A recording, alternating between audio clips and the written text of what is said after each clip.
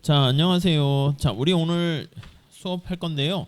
오늘 나가는 것까지 우리 중간고사 시험 범위로 할게요. 지난번에 잠깐 말씀드린 것처럼 배운 데까지 하는데 대략 한 5장 한 중간까지 보시면 되겠습니다. 그래서 중간 시험은 처음부터 오늘 약간 얘기하는 게 이제 가격이 변했을 때 효과를 대체 효과랑 소득 효과로 분해하거든요. 그 분해하는 효과까지 범위를 할게요. 오케이? 자, 그래서 시험 범위 됐고 시험 문제 스타일은 어떻게 되는가? 예전에 제가 다음 블로그에다가 그동안 제가 뭐 벌써 계속 강의했었던 자료를 거기다 올려놨거든요. 거의 10년 전, 뭐 10몇 년 전부터도 올려놨는데 그걸 이제 뭐 이렇게 딴 데로 옮긴다고 하는데 빨리 정리할 거냐 말 거냐 했는데 가만히 있어서 바빠가지고 없어졌어요. 그래가지고 원래는 그 전에는 그 블로그 들어가면 그냥 뭐 족보 찾고 막 그렇게 하는데 그냥 스타일만 좀 이렇게 보실 필요 있는데 사실 뭐 제가 매번 할 때마다 책을 바꿔요. 근데 책 바꾸면 문제 스타일도 좀 틀려져. 그러니까 우리 책에 보면 읽을 거리 있잖아요. 지난번에 얘기한 것처럼 교통체증이 이혼을 불러오는 이유 그런 것도 한 문제 낼 거야. 그러니까 이제 그거 안 읽어본 사람은 도대체 왜 이게 무슨 뭐 이렇게 될 수 있는데 뭐 그런 것도 있고 뒤에 연습 문제도 뭐 되게 많죠. 어떻게 보면 한 문제당 여러 개 딸려 있는데 그런 것도 뭐 거의 비슷하게 낼 거니까 우리는 주관식인데요. 주관식 뭐 문항수는 뭐 사실 한 10문제 정도 나올 수는 있는데 객관식은 하지 맙시다. 10문제 좀 더 할까? 너무 약한가? 근데 10문제인데 이게 딱 한 문제가 아니라 우리 본 것처럼 10점, 100점이요. 그 안에 딸린 문제들이 이렇게 있을 거예요. 뭐 1번 뭐 예산식을 세우세요. 2번 한계 대체율 구하세요. 균형값은 얼마입니까? 우리 책의 연습 문제도 그렇잖아요. 그래서 서브 문제가 이렇게 있어서 한 3개, 4개 이렇게. 그럼 뭐 배점이 대략 뭐 2점, 2점, 3점, 3점 뭐 이렇게 해서 아니면 1점, 1점 뭐 이렇게 해서 배치해서 100점 만점으로 하도록 하겠습니다. 중간에 부분 점수 있습니까? 예, 주관식으로 하니까 부분 점수 있어요. 그래서 공부한 흔적을 많이 남겨주시면 좋겠습니다. 부분 점수 안 줄 거면 객관식으로 보지. 채점하기도 편하게 그냥 답 3번 그러면 그냥 딱 하는 거잖아. 그래서 부분 점수를 드리려고 하는 거니까 그렇죠? 열심히 써주시면 되겠습니다. 자, 근데 지난번에 잠깐 말씀드린 것처럼 우리 그 아이캠퍼스 들어가 보시면요 6차시 뒤에다가 제가 추가 강의를 올려놨거든요. 추가 강의를. 근데 뭘 올려놨냐면 우리 책에 라그랑지안 방식으로 푸세요 뭐 그런 게 있는데 그 별거 없어요. 사실 그렇게 안 풀어도 상관없어. 여기서 그냥 MRS 구하고 예산식 하면 저절로 풀리긴 하는데 그래도 이제 경제학과에서 최적식 구할 때 라그랑지안 방식을 사용하기도 하니까 제가 만약에 이 문제에다가 특별한 언급 없이 최적 선택을 구하세요 이렇게 하면 뭐 그래프를 그리던 수식을 하던 사실 답 맞추는 것도 중요한 거니까 그렇게 푸시면 돼. 근데 중간에 라그랑지안 방식 같은 걸 공부했나 그렇게 물어볼 겸 해서 중간에 라그랑지안 방식으로 푸세요 이렇게 물어보면 요 방식대로 풀지 않고 답을 내면 점수를 조금 깎을 거예요. 취지 무슨 말씀인지 아시겠죠? 그래서 요 뒤에 짧게 강의한 건데 요거 추가 강의는 주로 무슨 뭐 간접 효용 함수니 등등 몇 개 뭐 있었던 것 같은데 라그랑지안 방식하고요. 요게 아마 이중구 교수님 책 미시경제학 그 약간 그거 뒤에 있는 내용을 부록이라 해야 되나?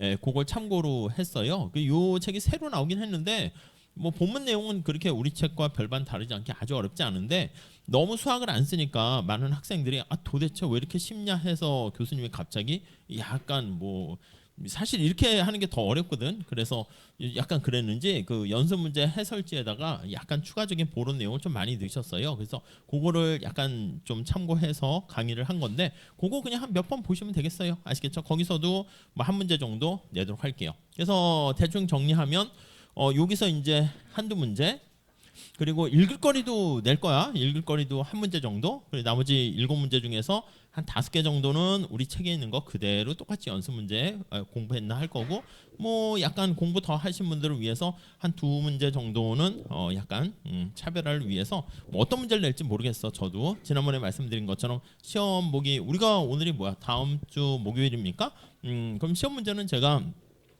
뭐 보통 목요일 오전이나 아니면 수요일 새벽에 뭐 이렇게 목요일 새벽에 낼 가능성 많아요. 그러니까 직접 감독할지 어떻게 할지 모르겠지만 그러니까 어떤 문제를 낼지 모르겠지만 전체적으로 우리 책과 여기 나와 있는 추가 강의 이걸 보시면 되겠다. 그리고 뭐 아주 어렵지는 않지 않을까 하는 생각을 해요. 뭐 대부분은 우리 책에는 연습 문제 있는 거니까요.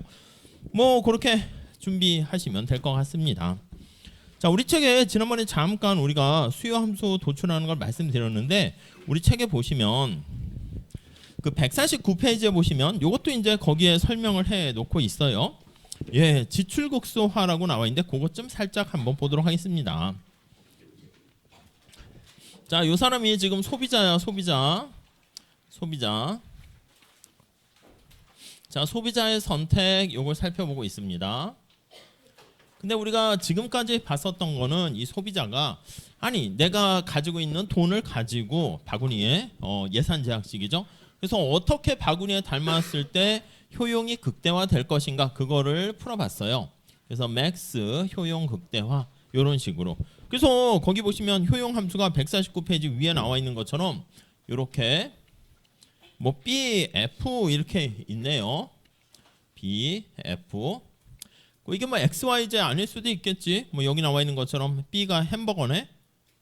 왜 B지? 아무튼 감자튀김은 F네요. 그래서 이렇게 돼 있는데 예산 제약식이 뭐 있겠지. 그래서 소득이 이렇게 있으면 햄버거의 가격에다가 햄버거 너 몇 개 샀니?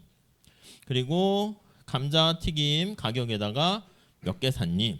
이렇게 여기 이제 제약식이고 요게 목적식이 되는 거죠. 자, 그러면 우리가 지난번에 본 것처럼 여기가 햄버거, 감자튀김 놓으면 예산 제약식이 이렇게 있습니다. 그럼 주어진 예산 제약하에서 선택해야 되니까 살짝 저 같은 경우 이렇게 빗금을 쳐 놓습니다. 이 안에가 이제 구입 가능한 영역이 되는 거죠. 그랬을 때 어떤 점을 선택하는 게 가장 효용이 극대됩니까 하면 이런 점을 선택하는 게 아니라 무차별 곡선과 예산선이 접하는 여기가 효용 극대화다라는 거 우리가 봤었죠. 이게 어떻게 돼? MRS를 계산하는 거지. 그래서 MRS 이거 순서 바뀌면 안 되죠. BF가 되고요. 예산선에 여기 나와 있는 상대 가격 요거를 통해서 요 관계를 푸는 거야. 근데 이 관계를 한꺼번에 푸는 게 이제 라그랑지안 방식이고요. 거기도 설명이 잘 나와 있는데 이렇게 돼서 요 관계를 이용해서 여기다가 집어넣으면 됩니다. 여기다 값을 대입을 하시게 되면 B와 F 값을 찾아낼 수가 있어요. 또 이제 그걸 통해서 우리가 지난 시간에 수요 곡선도 도출했고요. 근데 밑에 보시면 149페이지 밑에 보시면 지출 극소화 이렇게 있잖아요. 첫 번째 줄 읽어볼까요? 자, 이 장의 본문에서 본 것처럼 소득을 주어진 것으로 간주하고 이거네. 소득을 주어진 것으로 간주하고 최대 효용을 달성해주는 재화의 조합을 찾는 효용 극대화는 자, 소비자의 최적화 문제를 살펴보는 하나의 방법뿐이다. 또 다른 방법이 있습니까? 예, 또 다른 접근 방법이 있대요. 그건 뭔데요? 라고 하면은 자, 거기 봅시다. 지출 극소화래. 어떤 효용 수준에서 출발하여 그 효용을 달성하는 가장 값싼 묶음. 여러분들의 목표도 있을 거 아니야? 라는 말이야. 요게 이제 정해지는 거야. 요게 이제 제약 조건이지. 그래서 효용 함수가 뭐 BF 이렇게 있어. 나는 말이야 뾰족한 학점을 받는 게 목표야. 그럼 이제 그 목표를 달성할 때 이왕이면 최소의 노력으로 해야지. 여러분들이 중간고사 보는 과목이 이거 하나야? 아니죠. 다른 것도 있지 않겠어요? 여기다가만 뭐 너무 많은 과다하게 시간을 투자해버리면 다른 과목을 공부할 시간을 뺏기는 거잖아요. 그렇기 때문에 우리가 골고루 다른 과목까지 밸런스를 맞춰서 요게 이제 뾰족한 학점 받는 게 목적이면 요걸 목적 달성하는데 최소의 에너지와 비용을 발휘하고 남는 건 또 다른 데도 투자를 해야 되겠지. 자, 그래서 이 경우에는 B와 F가 있다라고 하면 선택점이 이렇게 되는 거야. 내가 U0라는 U 바라는 효용을 달성하는 겁니다. 요거는 이제 사실 요 위에 있겠지만 살짝 색깔을 칠하면 이렇게 요 안에 내가 효용을 달성하려고 하는데 그때 들어가는 지출액을 미니마이즈 극소화하는 거예요. 자, 그래서 지출 극소화 이렇게 표현을 해요. 다음 페이지 넘어가 보시면 자, 거기서 이제 I라고 표현을 했습니다. 뭐 책에 따라서는 expenditure 해서 E라고 쓰기도 해요. 뭐 책에서는 I 어차피 소득이니까 여기선 우리 책에서는 소득을 또 M이라 안 하고 income이라 했으니까 뭐 책대로 할게요. I라고 하고 이것도 그냥 똑같이 그냥 따라 쓸게요. 죄송해요. I라고 하고 이렇게. 자, 그래서 이게 이제 들어가는 지출액인데 여기 보시면 버거에 들어가는 지출액과 감자튀김에 들어가는 지출액, 요 지출액을 최소화하는 방법. 그래서 요거 내가 효용을 달성하려면 요 위에 있으면 다 효용을 달성하는 거 아니겠습니까? 여기 여러 개 있을 텐데 앞에서 말씀드린 거랑 같이 만약에 여기서 요렇게 내가 지출을 했다라고 할게요. I0 그러면 이거보다는 가능한 한 돈이 예산선이 안쪽으로 갈수록 비용이 극소화되는 거니까 여기서 이렇게 돼서 I 뭐 스타 이렇게 된다 할게요. 여기가 바로 네 지출 극소화가 된 선택점이에요. 이 균형점은 사실 요거랑 사실 달라질 건 없어요. 그래서 우리가 만약에 주어진 효용을 최소 비용으로 달성하는 거랑 최소의 비용으로 주어진 비용으로 최대 효용을 달성하는 거랑 같다 이렇게 보시면 되겠습니다. 얻어지는 이제 결과는 이게 이제 주어지는 거죠. 효용이 얼마로 주어졌을 때니까 똑같은 문제라고 생각하시면 되겠습니다.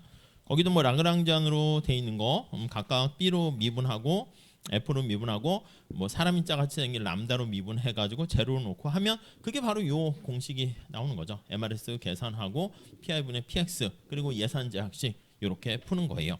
거기 뭐 예제도 나와 있고 오른쪽에 151페이지에 제가 과제를 드리지 않아도 이렇게 좋은 문제들이 많이 있어요. 그래서 몇 번을 낼까? 모르겠어. 마음 같아서는 왠지 3번을 내고도 싶긴 한데 그 5번 같이 생긴 게 요즘 경장에서는 각종 시험에서 자주 나오는 준선형 효용함수라고 해서요. 그게 이제 뭐 소득 효과가 없는 그런 거거든요. 그래서 뭐 그런 걸 낼 수도 있고, 뭐 체크하지 마세요. 뭘 낼지 모르겠어요. 4번도 괜찮. 아무튼 고재미로 살아요. 고재미로. 여러분들이 예상하지 못하는 허를 찌르는 문제를 선정을 할까 생각 중입니다. 여러분들이 열심히 잘하기 때문에 이건 풀어봤지 또 두세 번 풀어봤지 그럼 이제 또 다 잘 푸신다고. 그래서 어떤 문제를 안 풀어봤을까 고민을 하고 해봅시다. 자, 챕터 우리 진도 나갑시다. 5장. 그리고 이제 궁금한 거 문제 풀다가 좀 약간 진짜 오타고 이상하다 오타다 이렇게 되는 거는 카페에 제보해 주시거나 질문 올려주셔도 돼요. 그리고 카페에다가 그 조교분이 스텝이 있다고 그랬죠. 근데 이렇게 풀어주세요 이렇게 하면 안 풀어줘요. 당연하지. 그리고 연습 문제는 안 풀어줘. 그리고 카페 요즘 이제 사람들이 자꾸 와서 뭐 질문도 하고 그러는데 보통 제 수업을 듣지 않는 다른 학교 이제 경제학과 학생들이 막 이렇게 물어보거든. 그것도 이건 뭡니까? 막 이런 거 메일로도 와요. 그 제가 어떻게 그걸 풀어줘. 그래서 아무튼 그런데 여러분들은 성대 다니는 학생입니다. 뭐 이러면서 이제 나는 이렇게 생각했는데 그럼 이제 조교분이 여러분들 선배거든. 그래서 이제 경작과 나왔으니까 그럼 더 애정을 좀 갖고 모르겠어. 제가 조교분께는 좀 이렇게 중간고사 기간이니까 질문이 너무 많더라도 너무 짜증을 내지 마세요. 맛있는 거 사줄게요. 이렇게 유혹은 해 놓을게요. 근데 뭐 꼬셔 놓긴 할 테니까 뭐 이렇게 하게 되면은 그렇군 해서 조금 더. 그러니까 제가 왜 자꾸 컨트롤하냐면 과하게 친절하게 답변을 달더라고. 그냥 뭐 이렇게 이게 뭡니까 그러면 막 댓글을 너무 많이 달아가지고 뭐 그렇게 하지 말라고 뭐 하긴 하는데 아무튼 좋은 거죠. 자, 우리 한번 들어가 보도록 하겠습니다. 챕터 5장인데요. 자, 우선 첫 번째 줄 봅시다. 제4장에서는 우리가 소비자 선택에 관한 다음과 같은 기본적인 내용을 학습했다. 이거에 대해서 본 거 이거 하나하나 봤습니다. 첫 번째 거기 보시면 선호라는 게 효용함수에 반영되는 거죠. 그리고 이게 효용함수 무차별 곡선 같은 말이라고 그랬습니다. 거기 잘 나와 있죠. 선호 및 그리고 소득 주어진 소득 그리고 시장의 가격 이게 우리한테 필요한 정보야. 밖에서 이런 게 뭐 다 주어져 있습니다. 그럼 나는 바구니에다가 여기 나와 있는 햄버거랑 감자튀김을 몇 개를 담았을 때 효용이 극대되고 지출이 극소화 되는가? 요 바스켓 박스를 구하세요. 그냥 지금 그 얘기를 계속하는 겁니다. 자, 거기 나와 있죠. 소비자의 효용을 극대화하는 재화 묶음을 결정하게 된다. 이게 재화의 묶음을 결정을 했죠. 이게 앞에서 우리가 봤던 거고요. 자, 그런데 선호의 차이는 무차별 곡선 모양에 반영되고, 여기 나와 있는 것처럼 선호의 모양은 중간고사, 기말고사 다시 생각하세요. 이렇게 BF가 될 수도 있고, 아니면 뭐 더하기로 이렇게 될 수 있고요. 중간고사, 기말고사.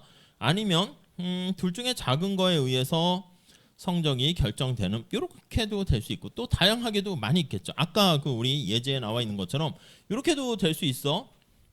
여기 햄버거에 대한 루트가 있고 이렇게 F 이러한 형태도 될 수 있고, 뭐 여러 가지 있습니다. 사람들의 선호나 취향이나 이런 것들은 다양하기 때문에, 그래서 다양하게 될 수 있는데, 근데 제일 많이 쓰이는 게 요건 이제 제일 많이 예제 연습으로 많이 쓰고요.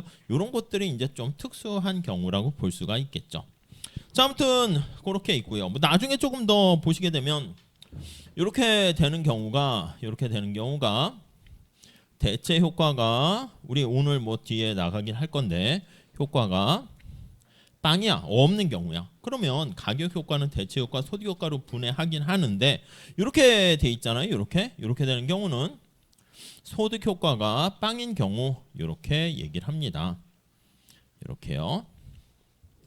뭐 아무튼 요거 뒤에 다시 볼 거고. 자, 다시 세 번째 줄, 선호의 차이는 무차별곡선에 반영되고 소득과 가격의 변화는 예산 제약의 위치와 기울기, 요 예산선의 위치와 기울기에 따라서 변화하게 되죠. 뭐 2장 3장 그런 것들 계속 우리가 볼 건데, 두 번째 단락, 어느 시장이든 수요가 이야기의 절반이므로, 그래요. 다른 절반은 뭐야? 공급. 그러니까 우리는 미시는 수요에 대해서 절반 얘기하고 나머지는 공급에 대해서 다 절반 얘기하고, 그다음 이제 그 둘이 같이 상호작용하는 거, 뭐 그게 나머지다라고 생각하시면 되겠습니다. 자, 그래서 거기 밑에 보시면 점띵 나와 있는데, 다음과 같은 많은 주제를 이해하는데 핵심이 된대요. 자, 어떤 주제가 있는데, 자, 이렇게 해서 앞으로 우리가 얘기를 진행할 때 토픽이라고 할까? 네, 이런 것들을 볼 거래요. 자, 첫 번째 보시죠. 자, 수요의 변화가 가격에 미치는 이유, 그리고 상품 및 소비자에게 제공되는 편익. 소비자가 부유해져요. 나라 전체가 부유해짐에 따라서 소비자의 구매 패턴에 뭐가 달라질까? 한 재화의 가격 변화가 다른 재화의 가격에 어떻게 영향을 미치는가? 뭐 대체관계, 보완관계에 따라 달라지겠죠. 또 가격 변화에 따른 소비자의 반응, 그 이제 사실 수요 곡선을 도출하는 거죠. 자, 그래서 이런 토픽이 관심사가 되는데, 이게 현실에서도 되게 중요하다는 거야. 밑에 볼게요. 예를 들어 삼성의 마케팅 책임자는 회사의 신제품 계획을 짤 때 스마트폰을 출시하려고 합니다. 이런 걸 알아야지. 스마트폰을 출시할 때 이 소비자에 대해서 얼마나 잘 아는가, 이해하는가, 그것도 되게 중요하지 않겠습니까?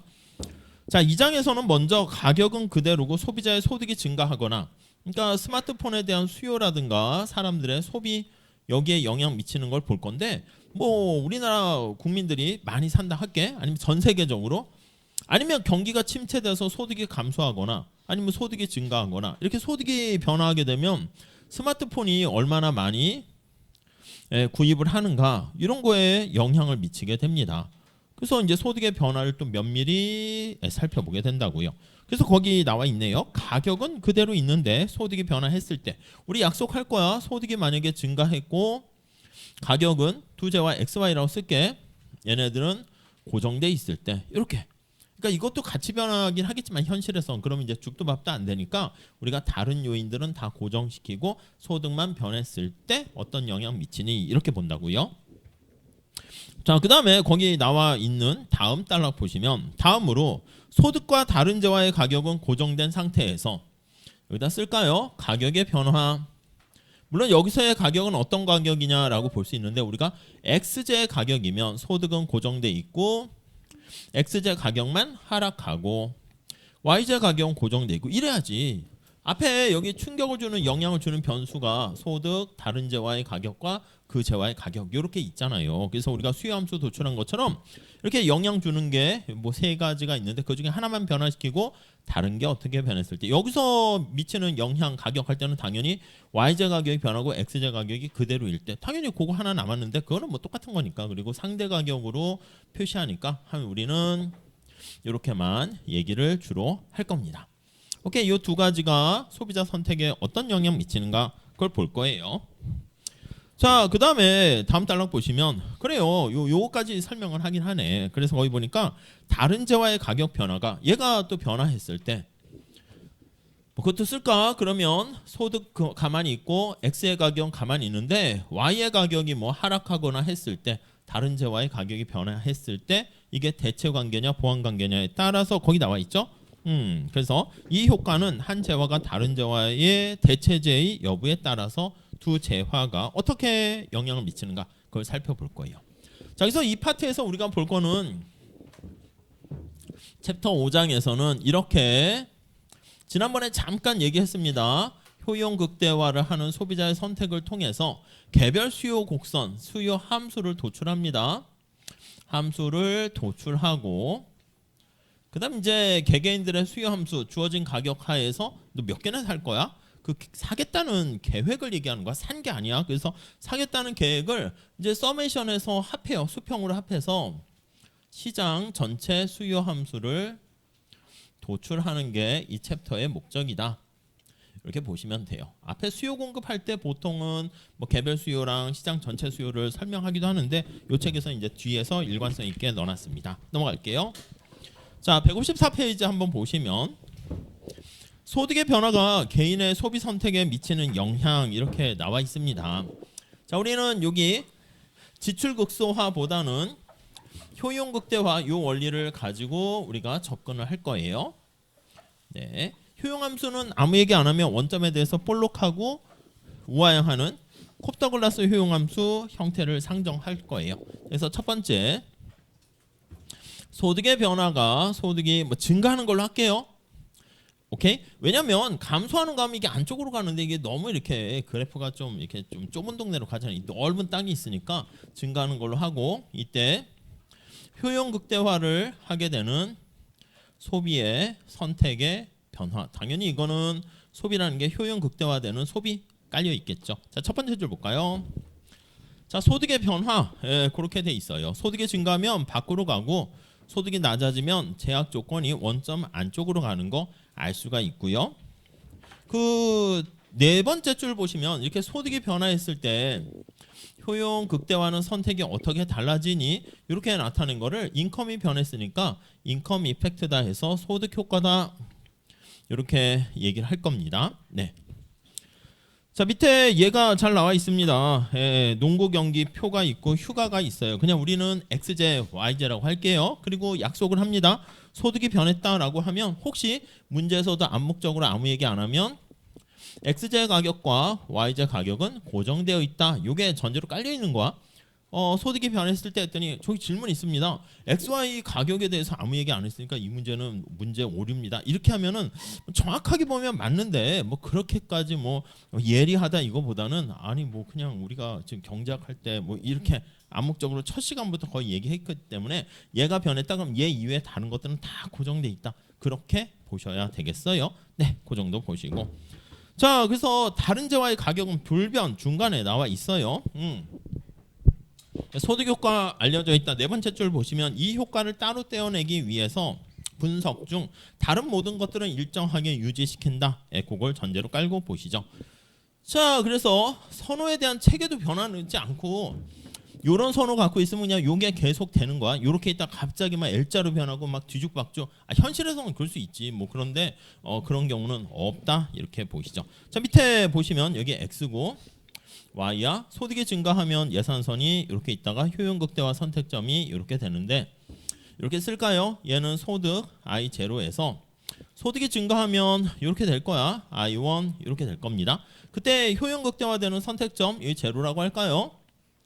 이렇게 있는데 원래 이제 효용함수에도 뭐 U0 이렇게 표시를 해줘야 되겠죠. 거기 그림에 나와 있는 것처럼 B점이 여기에 위치했다라고 할게요. 1점이 여기 위치했다라고 합시다. 자, 그러면 이 경우는 어떻게 됐냐라고 하면 소득이 증가할 때 X의 소비량이 증가했고요. Y 소비량도 같이 증가했다라는 것을 알 수가 있겠죠. 오케이. 예산선으로 써볼게요. 예산선을 쓰면 소득이 증가했을 때 앞에서 말씀드린 것처럼 X의 가격은 고정돼 있고요. 그리고 Y의 가격도 고정돼 있고요. X 소비가 어떻게 되니? 이게 나의 관심사가 되는 거야. 근데 이 경우는 소득이 올라갔을 때 X의 소비량도 증가하고 YJ 소비량도 증가하고 같이 증가했습니다. 그래서 밑에 정상제와 열등제 나와 있는데 155페이지 보세요. 소득이 증가할 때 X의 소비량이 증가했죠. 뭐 소득 탄력성 해도 되는데 X제는 정상이다라는 얘기는 뭐 쓰레기라는 얘기가 아니야. 소득이 변화했을 때 그거랑 같은 방향으로 변하면 정상제고요. 반대로 작동하게 되면 열등제가 돼요. 이 경우는 둘 다 정상제 이렇게 보시면 되겠죠. 그럼 다른 경우도 있을 수 있을까요? 예, 그럴 수 있지. 그래서 우리 155페이지 한번 볼게요. 자, 소득이 증가했는데 거기 A에서 B로 갔는데 YJ 소비량이 감소했네. 그래서 여기다 그냥 할까요? 이렇게 해보면 소득이 증가했는데요. 무차별 곡선이 이렇게 있다가 이렇게 간 거야. 여기다 쓸까? 소득이 증가했는데 X의 가격은 가만히 고정돼 있고, 그러니까 살짝 없는 셈 쳐도 돼요. 그리고 Y의 가격도 고정돼 있을 때 X의 소비량 크게 증가했는데 Y의 소비량이 감소한 거야.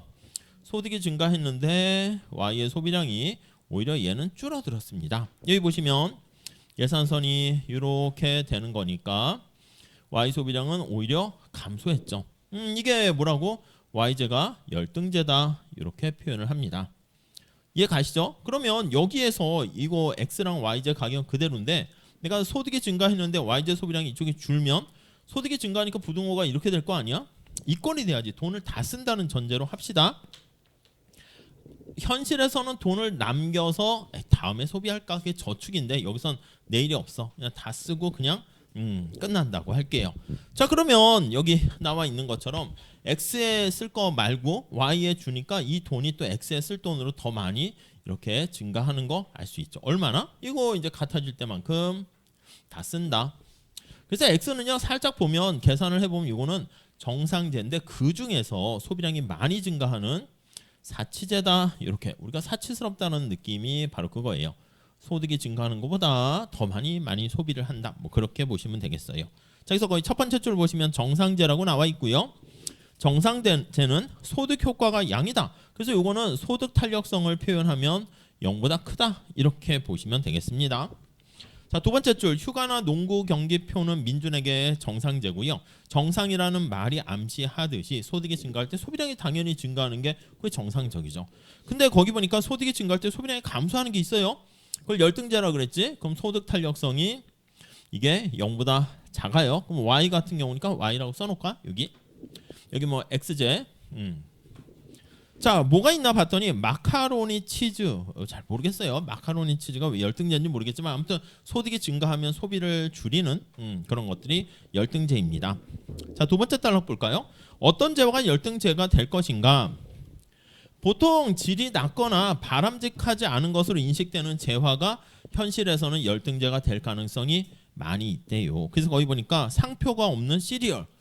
뭐 배부르게 뭐 배부른 거 아니고 먹는 데는 상관은 없지만 상표가 있냐 없냐 그게 좀 약간 사람들이 소득이 많아지면 꺼려하게 되는 거죠. 중고 의류, 뭐 유스 호스텔 숙박, 스팸. 여기서 뭐 이메일 스팸 메일 말고 진짜 스팸 그 뭐지 뭐 이런 거 있잖아요. 이렇게 스팸이라고 담겨 있는 거. 아무튼 그렇습니다. 이런 것들. 정크 메일은 그 스팸 메일은 약간 그 우리가 얘기하는 뭐 열등제기 아니라 그건 쓰레기야 그 자체가. 그래서 자꾸 스팸 입장에서는 기분이 나빠질 수는 있긴 하겠지만은 아무튼 뭐 그렇게 됐죠. 자, 근데 거기 보시면 모든 재화가 열등제가 될 수 없다. 그건 당연하지 여러분. 만약에 소득이 증가했는데 Y가 감소했거든.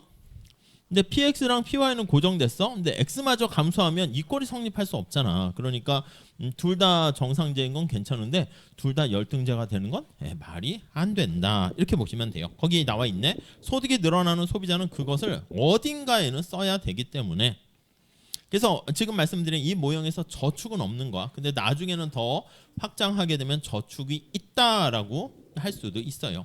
그럼 이제 예산선에 여기 더 하는 거지. 뭐 저축이 있으면 돈이 남았으면 요게 지출을 다 안 하고 미래의 지출로 쓴다 이럴 수 있는데, 우리는 요 저축이라는 게 빵이다 이렇게 상정하고 얘기를 하도록 합니다. 자, 그 정도 정리를 해 주시면 되겠고, 마지막 단락 볼게요. 소득의 증가가 소비에 미치는 영향이 양인가 음인가에 따라서, 그래요, 양이면 정상제, 음이면 열등제. 예를 들어 볼까요? 중고차 같은 재화는 낮은 소득에서는 정상제이고 높은 소득에서는 열등제일 가능성이 크다. 뭐 그렇겠지. 여러분 이거를 직접 표현해 볼게요. 아니 저는 여기에는 소득이 직접 반영이 안 돼. 소득의 예산선이 영역이 커졌다는 걸로 반영되니까 그렇게 하지 말고요. 저는 직접 소득하고요, X가 직접 관심이 있습니다. 그렇게 하면 이렇게 쓸 수 있겠지. X를 여기다 놓고 소득 여기다 표현을 합니다. 그럼 이 경우는 X제가 소득이 증가할 때 소비량이 이렇게 증가해. 이렇게 된 걸 우리가 엥겔 곡선이다 이름을 붙이긴 해요.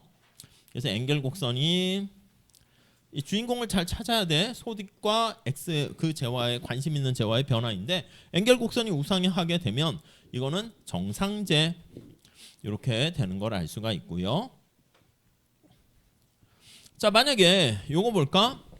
열등제 같은 경우는 어떻게 되겠습니까? 지금 Y제가 열등제인데 이렇게 되면 지금 말씀드린 것처럼 여기다 Y를 놓게, 여기다 I를 놓게, 아니면 이게 여기다 안 놔도 돼요. 옆에다 놔도 상관없어. 그러니까 Y제는 언제나 우리가 수직축에다 Y를 놓으니까 소득이 증가함에 따라 Y가 어떻게 되니? 이렇게요.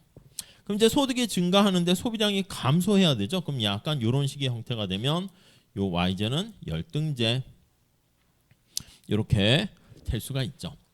자, 그런데 이게 어떤 재화의 속성이 그냥 애시당초 딱 정해진 게 아니라 거기 예를 나와 있는 것처럼 중고차 한번 볼게요. 중고차 어떻게 여러분들 뭐 차 있으세요? 차 만약에 면허증을 이제 따가지고 이제 내가 차를 하나 구입하려고 그래. 그럼 처음에는 이제 소득도 없고 사고가 많이 날 것 같고 접촉 사고 이런 게 있을 수 있으니까 처음에 이제 중고차를 이렇게 사는 경우가 많이 있죠. 그래서 중고차 같은 경우는 이게 중고차라고 할게요. 그럼 처음에 소득이 낮은 상황에선 여기가 소득이야. 여기가 소득이 낮은 상황, 높은 상황 이렇게 보시면 되겠지. 그러니까 소득이 낮은 상황에선 소득이 증가할 때 중고차에 대한 소비가 이렇게 더 증가해요. 또 사회 전체적으로 봐서는. 근데 어느 정도 수준이 가게 되면, 그러면 여러분들이 막 억대 연봉 버는데 에이 그럼 뭐 중고차 사, 그냥 새 차 사지 뭐 이럴 수 있다고. 그러면 중고차에 대한 수요는 소득에 따라서 이렇게 왼쪽으로 갈 수가 있겠죠. 그러니까 이렇게 되는 경우는 중고차가 정상제 상황이고, 이렇게 되는 경우는 소득이 증가할 때 소비량이 감소하니까 열등제가 될 수가 있게 되겠습니다. 뭐 그런 것도 있어요. 우리 이거 시간이라 할까? 시간. 우리나라 사람들이 여기가 시간인데 여기 소득과 같은 얘기죠. 그래서 1960년대 이렇게 좀 어려웠던 상황과 이럴 때는 보리라고 할까? 보리. 보리라도 먹는 게, 보리밥이라도 먹는 게 굉장히 좋았지. 그래서 소득이 증가함에 따라서 보리밥에 대한 수요는 증가하다가 한 80년대 90년대 가까이 되면서 어느 정도 경제가 발전하게 되면서 소득이 올라갔잖아. 그럼 소득이 올라갈 때 보리밥에 대한 수요는 이렇게 감소한다니까 열등제가 된 거지. 그러다가 이제 보리만 먹으니까 야 이게 보리 안 먹고 흰 쌀밥만 먹게 되니까 야 이게 건강에 별로 좋지 않구나 해가지고 보리밥과 섞어 먹으면 또 건강하대. 또 이제 그런 소문이 막 퍼지니까 보리에 대한 수요가 또 이렇게 늘어나고. 그러니까 약간 이렇게 시간과 소득에 따라서 이게 달라질 수가 있어요. 그러니까 뭐 애시당초 처음부터 뭐 열등제고 그런 건 아니고요. 소득 수준에 따라. 근데 우리의 관심사는 소득이 증가했을 때, 변화했을 때 소비량이 어떻게 되는가? 그걸 가지고 판단을 한다는 것이죠. 자, 소비의 탄력성과 재화의 종류 한번 볼게요. 자, 우리 전에 얘기했던 요 탄력성에 대한 얘기 살짝 다시 한번 보도록 하겠습니다. 자, 그러면 탄력성 어떻게 구합니까? 밑에 식이 잘 나와 있네요. 거기 보시면 이렇게 소득 탄력성, 그래서 X제 수요의 소득 탄력성 이렇게, 그러니까 지금 X제 수요니까 이렇게 가로로 묶어요. 당연히 소득이 변화했을 때 어떻게 되니? 가격 탄력성 그거랑 달라질 거 없어요. 그래서 I라고 쓸까요? 자, 그래서 이건 소득이 변화했을 때 우리 단위를 제거하기 위해서 변화율로 표현합니다. 얼마나 소득이 변화했니? 소득의 증가율 곱하기 100 퍼센트지로 만들고요. 자, 거기는 이제 Q 해놨는데 지금은 뭐 X제니까 그냥 X로 합시다. X의 소비량은 얼마나 변화했니? 퍼센트지로 이렇게 만들게 되고요. 아시겠지만 이제 100% 지워지니까, 그리고 이렇게 델타끼리 묶을게요. 그리고 여기 X, I 이렇게 되죠. 그러니까 뒤에 X 소비량과 소득은 얼마다? 이거는 이제 사실 마이너스가 될 수 없잖아. 그래서 우리가 소득 탄력성이 소득이 증가할 때 이렇게 소비량이 감소하게 되는 열등제라고 그랬죠. 그래서 이렇게 열등제가 되려고 하면 소득이 증가할 때 소비량이 감소해야 되니까 이런 열등제 같은 경우는 여기 나와 있는 여기 얘가 이제 바로 기울기의 역할을 하게 되는 거지. 그래서 이게 기울기 역할을 하게 됩니다. 자, 그래서 밑에 식 나와 있죠. 그러니까 이제 기울기가 이게 부호가 플러스냐 마이너스냐 해서 얘가 이제 마이너스가 되면 그럼 열등제고, 이렇게 플러스가 되면 정상제 이렇게 되는 것이고, 0보다 작으면 열등제. 0이면 어떻게 될까요? 뭐 그냥 뭐 경제학에서 뭐 독립적이다, 중립적이다 이렇게 표현합니다. 그래서 소득 중립적 이런 식으로 중립제 이렇게 보시면 되겠습니다. 자, 밑에 뭐 그래프 한번 보시면 되겠고, 다음 넘어갈게요. 자, 156페이지 두 번째 단락 볼게요. 소득 탄력성의 정의에 따라서 첫 번째 B는 소득 효과를 나타내네요. 지금 말씀드린 것처럼 소득이 증가할 때 소비량이 얼마나 변하니 그걸 나타내게 되는 것이고, 소득의 변화에 따른 소비량의 변화를 나타내서 소득 탄력성의 요거 부호를 관장한다 이렇게 보시면 될 것 같습니다. 그래서 거기 보시면 플러스면 양수면 정상제, 음수면 열등제 뭐 이렇게 보시죠. 자, 그리고 이 소득 탄력성은요, 앞에서 본 것처럼 요게 소득 탄력성이라 할게. 0을 기준으로 해서요, 0보다 크면 정상제고 0보다 작으면 열등제가 되는데, 여기서 그냥 끝나는 게 아니라 이쪽이 이제 거의 무한대까지 가게 되는데, 또 2를 기준으로 해서 한 번 더 얘기를 또 합니다. 자, 거기 두 번째 단락 볼까요? 0과 1 사이에 이렇게 되면은 이 재화를 분류하기 위해서 우리가 이렇게 규정을 내렸어요. 이렇게 0과 소득 탄력성이 1 사이에 이렇게 위치하게 되면 거기 나와 있는 것처럼 필수제 이렇게 되고요. 필수제. 그 다음에 1보다 크게 되면은 이렇게 요게 사치제 이렇게 얘기합니다. 사치제. 네, 그렇게요. 자, 세 번째 단락 그래서 한번 볼까요? 필수제라고 굵은 고딕으로 나와 있죠. 자, 소득이 증가할 때 소비량이 증가하긴 증가하는데 이렇게 소비 증가하는 게 좀 느리게 증가하는 거야. 느리게 증가한다. 네, 그런 감을 가져가시고, 소득 탄력성을 측정할 때 가격은 불변이기 때문에 수량이 소득보다 느리게 상승한다는 것은 여기 나와 있어요.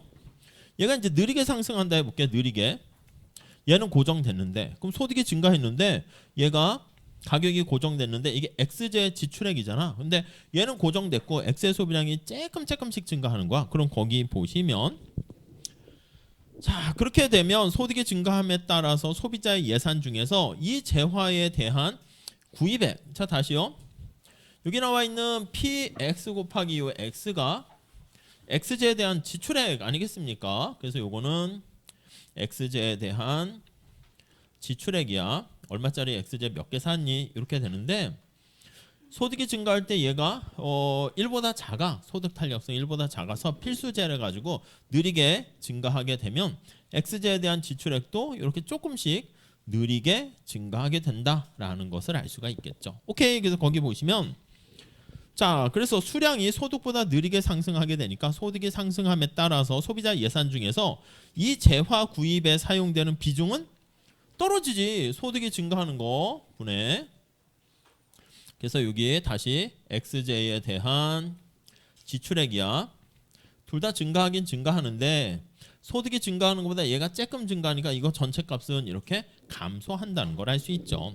그래서 거기 보니까 비중이 하락함 이렇게 나와 있습니다. 어떤 재화가 그런데 거기 옆에 볼게요.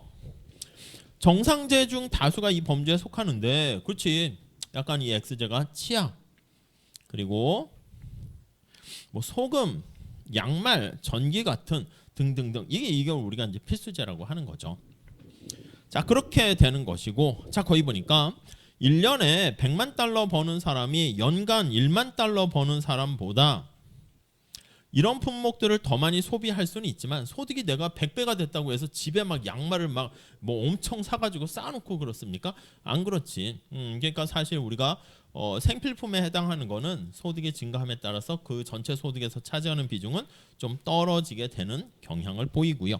반면에 럭셔리 관련된 사치제는요. 소득 탄력성 1보다 큰 재화를 얘기합니다. 여기는. 자, 그래서 거기 보시면 이런 재화는 소비량이 소득이 증가하는 것보다 더 빨리 증가해요. 왜냐면 앞에서 본 것처럼 소득이 증가했는데 Y제 같은 X제가 필수제야. 그럼 X제에 지출하는 금액이 증가하지만 비중이 작아지니까 남는 거는 여기 Y제 쓰겠죠. 둘 다 YY 했네. 죄송해요. 이 Y라고 해야지. Y제에 더 쓰게 되니까 요거 하나가 이렇게 필수제가 되면 남는 돈 가지고 여기다가 더 많이 쓰게 되니까 예, 그래서 Y제는 사치제가 될 가능성이 있게 됩니다. 자, 거기 볼까요? 사치제가 뭐냐라고 보니까 사치제는 보통 생존을 위해 필요하지는 않지만 생활의 질을 높이는 재화이다. 아, 그렇죠. 비행기의 1등석, 보석, 고급 커피 음료, 바닷가 별장 뭐 그러네. 근데 이게 사람마다 달라요. 골프채는 사치제야 필수제야? 골프 선수한테는 그 사치제가 아니지 필수제지. 자기 생명 그 생존을 위해서 필요한 거 아니겠습니까? 여러분들한테 어떻게 뾰족한 학점은 사치제야 필수제야? 모르겠네. 사람마다 뭐 다르지 뭐. 저요 됐어요. 저한테는 사치입니다. 제 성적표 보면요 둥글둥글하게 사는데 이 뾰족한 거 이럴 수 있고 제가요 뭐 로스쿨을 가거나 대학원을 가거나 제가 나중에 뭐 할 때는요 학점도 중요하다 하더라고요. 그래서 학점 관리를 해야 되겠습니다. 이러면 이거는 거의 생존을 위한 또 필수제가 되겠지. 그러니까 사람마다 어떻게 될진 모릅니다. 자 이렇게 하시고요. 잠깐 조금만 쉬었다가 하도록 할게요. 네.